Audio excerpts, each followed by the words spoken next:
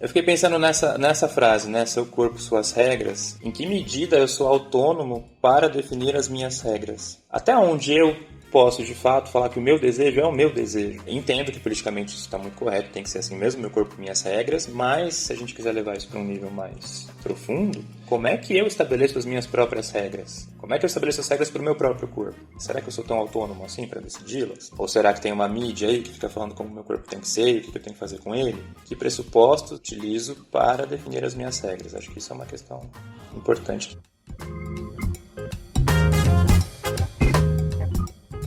Vivemos uma época em que a liberdade dos corpos, mais que um assunto, é uma bandeira.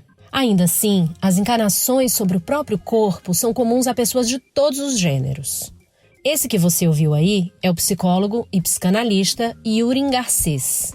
Ele atende em uma clínica especializada em pessoas da comunidade LGBTQ+, em São Paulo, e é o nosso entrevistado dessa edição. Eu sou Isabelle Moreira Lima e esse é o podcast da semana.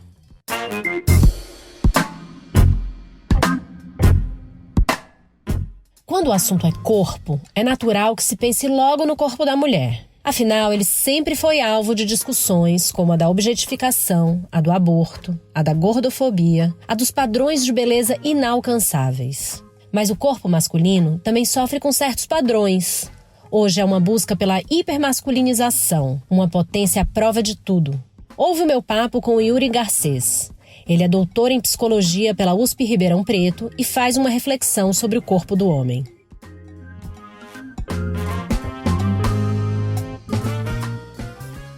As mulheres, elas sempre foram muito pautadas por padrão de beleza, muito cobradas por eles. E como reflexo, a gente vê hoje uma politização em torno do corpo feminino. Protestos como Free the Nipple, protestos contra a gordofobia. Isso também se encaixa no corpo masculino?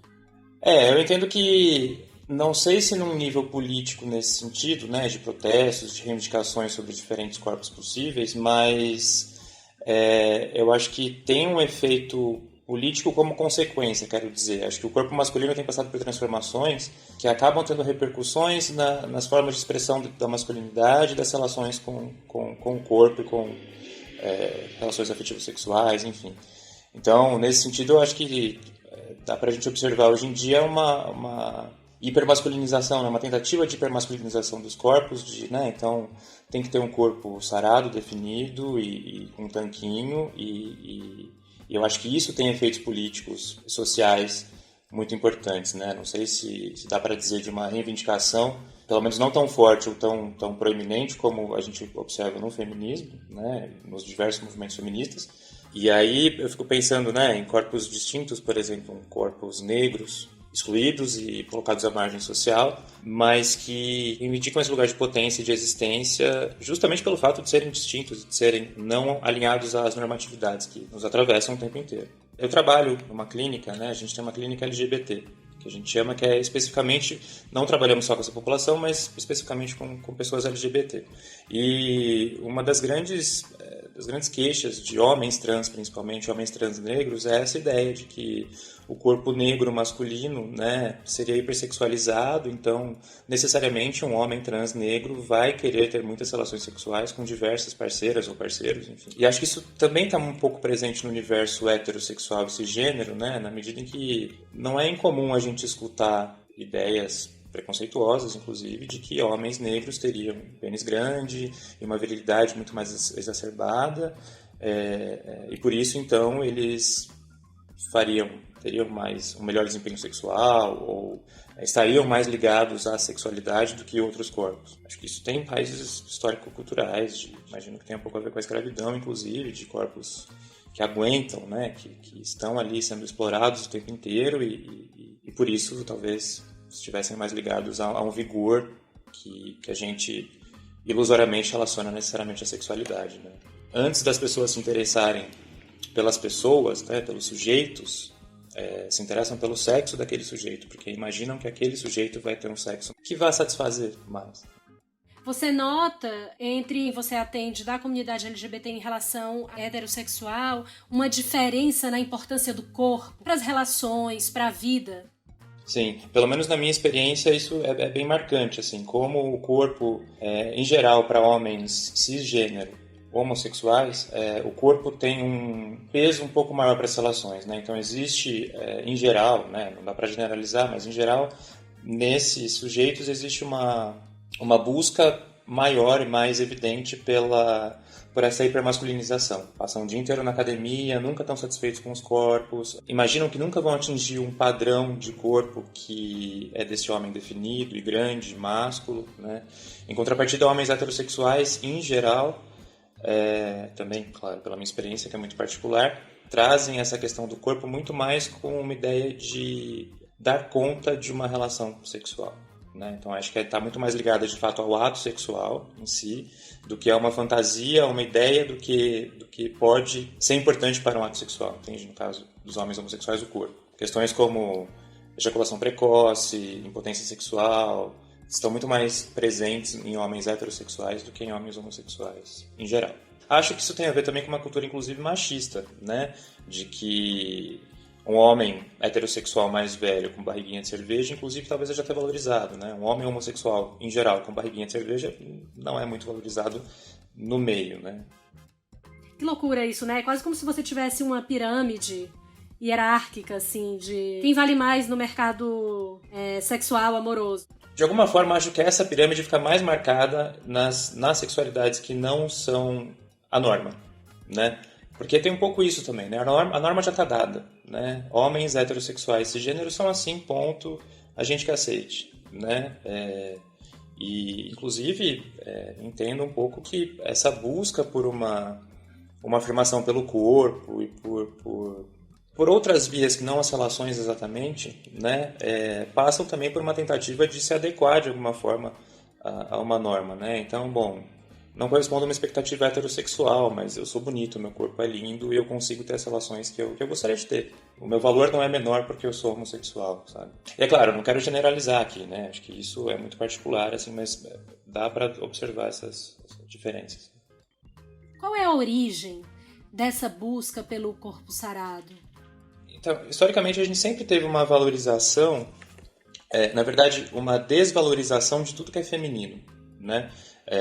Isso não só na sociedade, vivemos todos em uma sociedade machista e heterossexual, né?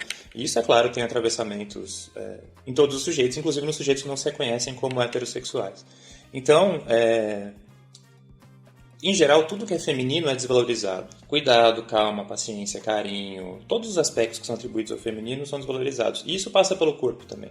Então, um corpo que não é rígido, né, que não é forte, que não é másculo, isso também vai ser desvalorizado socialmente, e isso acontece, em geral, na comunidade, né, LGBT, isso especificamente nos homens gays, né? E aí, tanto que, por exemplo, existe uma categoria no universo gay que é a categoria urso, né? Você já deve ter escutado falar. Que é um outro tipo de virilidade, mas então não é esse corpo forte, mas é um corpo grande, másculo, geralmente peludo, né? Que também tem uma ideia de cuidado, de proteção, que ainda que socialmente possa ser atribuído ao feminino, está representado numa figura extremamente masculina, né? Então barba, né? Bigode. Não é incomum a gente escutar que talvez homens gays que desempenham um papel ativo no ato sexual, talvez nem sejam gays, porque a ideia de ser penetrado também está ligado à feminilidade. Então, se você vê um homem que tem um trejeito um pouco mais feminino, quase automático a gente pensar, bom, talvez esse sujeito seja homossexual e ele seja o passivo da relação. E aí tem toda uma desvalorização também sobre esse corpo, que é o que é penetrado, que é o que está, de alguma forma, sendo subjugado a um corpo que é mais másculo que ele, né? E as coisas não têm nada a ver uma com a outra, necessariamente. Historicamente também, desde a infância, a gente ouve uma espécie de competição entre os homens sobre tamanho. Essa ainda é uma preocupação para os homens? Olha, pela minha experiência, e não só na clínica, mas também enquanto homem, cisgênero e, enfim, com amigos, tanto hétero como homossexuais, eu tenho percebido que é cada vez menor essa preocupação com o tamanho. Acho que essa ideia de tamanho sempre esteve, não sei se sempre, mas em geral teve muito relacionado a uma ideia de que o sexo diz respeito só à penetração. Pênis, vagina ou pênis, ânus, ou enfim, é só uma relação sexual genital, né? E aí, também o tamanho do pênis, em geral, estava muito associado a uma ideia de potência e virilidade, né? Então, se o meu pênis é maior, eu sou melhor que você, sou mais forte que você, sou mais interessante que você e tal. Acho que hoje em dia, as formas de se relacionar sexualmente também têm se alterado um pouco, né? Então, acho que sexo hoje em dia deixou de ser só penetração, né? Acho que a gente tem aprendido, enquanto sociedade mesmo, né? E acho que isso tem a ver com movimentos sociais, movimentos de luta, inclusive, das mulheres, né? De reivindicação de outras possibilidades de existência, que o sexo não é só pênis, vagina, pênis, alguma coisa, né? Então, talvez o pênis, o tamanho do pênis tenha caído um pouco de importância, né? Porque ele deixou de ser o único instrumento possível. Acho que passa um pouco por aí. Então, sim, acho que é cada vez menor essa preocupação com o tamanho. Ainda existe uma ideia de que acho que também está ligada a essa ideia de que o pênis é a representação do sexo, no fim das contas, né? Mas de que se o homem não está com o pênis ereto, ele não está gostando, ou ele não está satisfeito, ou está pensando em outra coisa, né? Não necessariamente. Acho que sempre existiu um pouco essa hipervalorização do pênis, né? Como se ele fosse o representante máximo de um poder, ou de um lugar, ou de uma habilidade que tem caído, assim. Acho que passa por essa preocupação também com o tamanho.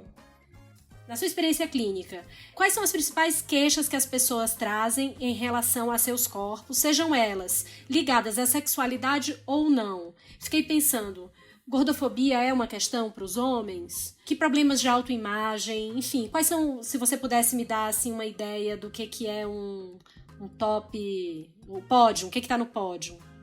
Eu acho que em geral, por exemplo, não quero generalizar, porque isso também não seria justo, né? Mas, em geral, na minha experiência particular, homens heterossexuais, quando trazem essa questão, dizem muito com, né, isso de potência sexual, então de capacidade de manter uma relação sexual, e mais de uma na noite, enfim, isso aparece como uma questão. Não é incomum escutar queixas de mulheres heterossexuais, principalmente, com relação à gordofobia. E isso, independentemente se as mulheres têm um corpo gordo ou não, a questão do peso, para a mulher em geral, é muito marcante. Você nota essas encanações com o corpo em diferentes faixas etárias? Ou é uma coisa mais, assim, sei lá, entre os jovens, não sei? Tá em todo mundo. Em alguma medida mais, alguma medida menos, mas atravessa todo mundo. Acho que, em geral, pessoas mais velhas, de mais idade, talvez estejam um pouco mais preocupadas com algum tipo de norma, assim, né? Com ou responder a alguma expectativa social, seja em termos de corpo, ou de sexo, ou de sexualidade. Mais jovens têm menos encanações com o corpo, ou com o desempenho, ou isso diz muito das transformações pelas quais a gente tem passado enquanto sociedade, né? Que ainda que a gente esteja vivendo um momento de recrudescimento do conservadorismo, né, de um jeito assustador, né? Ao mesmo tempo, isso, em alguma medida, dá as condições para que exista um contraponto de, bom, a gente vai reivindicar mais, então, né? Porque é isso, das gerações passadas, sei lá, pensar a geração dos meus pais, era completamente diferente o entendimento do sexo e das possibilidades de ser, inclusive. Era uma coisa meio dada. Bom, você vai casar com uma mulher e vai ter filhos e vai trabalhar, geralmente a vida inteira no mesmo lugar, e a sua vida é essa, entendeu? Acho que hoje em dia a gente tem outras possibilidades de, inclusive, não se relacionar com alguém. Isso deixou de ser uma grande questão, né? Sei lá, por exemplo, mulheres hoje em dia não precisam necessariamente afirmar a sua feminilidade a partir do momento que elas são mães, né? Ou para o homem, né? O fato de virar pai ou de constituir uma família, né? Que as coisas têm se transformado e isso atravessa os nossos entendimentos sobre quem somos, né? A ideia dessa entrevista, ela nasceu de um relato de uma pessoa da redação que contou que alguns amigos, às vezes, não conseguiam aproveitar o sexo por uma encanação com o próprio corpo. E aí a gente achou que isso valeria um papo. Isso é algo que você ouve na clínica?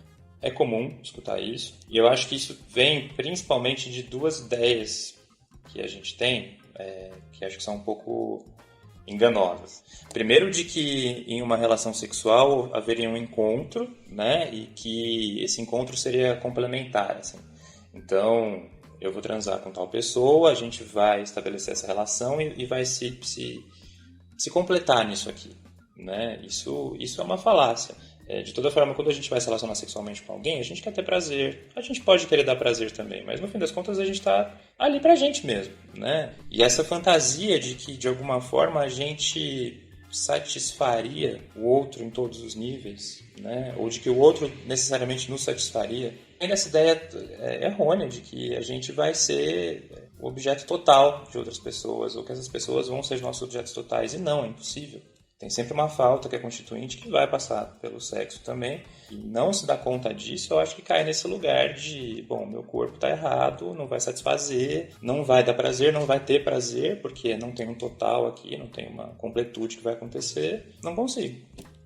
Tem alguma saída para isso, para quem se sente assim? Psicanálise, anos? Acho que se tiver num nível desse, né, eu não consigo me relacionar afetivo sexualmente porque estou encanado demais com o meu corpo, bom, vamos procurar ajuda então para tentar entender por que esse corpo está dizendo nessa relação. Ou o que não está conseguindo ser dito, na verdade, nesse impedimento. Mas acho que um caminho possível, que acho que a análise pode ajudar muito para isso também, é a gente sair um pouco desse lugar narcísico e onipotente, sabe? De que eu vou satisfazer as pessoas porque eu sou bom demais, sabe? Qualquer pessoa, né? E mais isso ainda, né? Eu vou satisfazer aquela pessoa pela qual eu quero ser satisfeito, né? Com a qual eu quero ser satisfeito. Se a gente for pensar no limite, para acontecer um ato sexual, né? Acontecer essa relação, tem que dar tudo muito certo, né? Porque, assim, a pessoa tem que estar disposta, eu tenho que estar disposto, e aí a gente tem que entender em alguma medida, né? Ficcionalmente, assim, na nossa fantasia, de que a gente vai se completar ali em alguma medida, o que é uma falácia, mas a gente tem que criar essa ilusão para que a coisa aconteça, né? Enfim, tem que dar tudo muito certo para que a coisa funcione. São muitas variáveis, né? Exato. Eu tenho que estar disposto, tenho que estar com energia, a pessoa tem que estar disposta com energia, a gente tem que ter algum tempo, né, mesmo que seja muito rápido, né, para que aquilo aconteça. Existe, em geral, uma banalização do ato sexual em si mesmo, né, e não que o ato sexual tem que ser essa coisa sublime e maravilhosa, não é isso. Mas assim, né, como se fosse muito fácil, muito rápido, vai lá e faz e tal. Bom, pode ser, mas essa relação está sendo o quê, então? Está sendo uma tentativa de gozo só. Que é possível, perfeitamente possível, ótimo, mas assim, tem suas consequências, né? Não é à toa que o sexo mobiliza tanto a gente, né? Porque é um tabu, porque através das nossas relações, quer dizer, né? O sexo não está só na relação sexual, né? Tá no jeito que eu me relaciono com os meus amigos, tá no jeito que eu converso com as pessoas, no jeito que eu sento, no jeito que eu falo. Tudo isso diz de uma sexualidade, né? E daí, nesse sentido, atravessa a gente o tempo inteiro.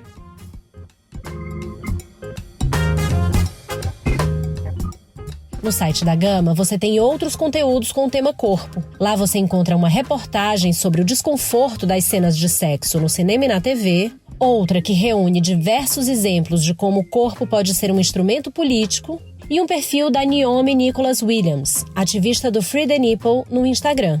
Entra lá no site da Gama para ler essas e outras. E se você gostou deste podcast, eu te convido a ouvir as edições anteriores, em que a gente conversou com a Nath Finanças, o Christian Dunker, a Ana Canosa e mais. Você pode ouvir no Spotify e no site da Gama. Com roteiro e apresentação de Isabelle Moreira Lima, este é o podcast da semana. A cada 7 dias, um tema novo para você.